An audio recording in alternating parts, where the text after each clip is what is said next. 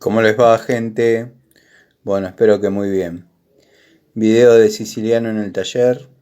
eh, un poco triste.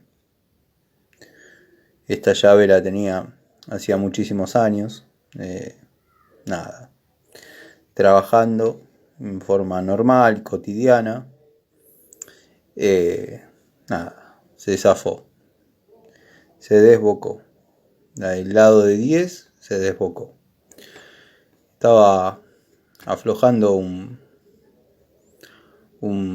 raccord de freno y bueno, yo pensé que se había zafado el bronce, pero no, se zafó la llave. Del lado de 11 parece castigada, pero está bien. Del lado de 10 hoy se zafó. Bueno, despedimos a esta gran compañera, gran compañera. Voy a ver si en la ferretería industrial de los amigos de BOM, ahí sobre Presidente Perón, me la toman como para mandar a la fábrica. Pero bueno, me da lástima también que se la lleven. Tantos años conmigo, así que calculo que quedará guardada en el taller como recuerdo de aquella época en la que comprar una llavecita de estas eh, costaba, costaba un montón.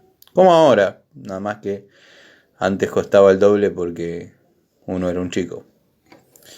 Así que bueno, me acordé de esa frase que dicen los mexicanos, que dice algo así como: el que te diga que no duelen las despedidas, pedile que se despida.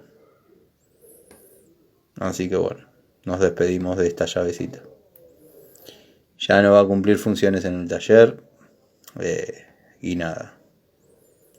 Bueno, les mando un saludo. Gracias por la paciencia, el aguante y acompañarme en este momento.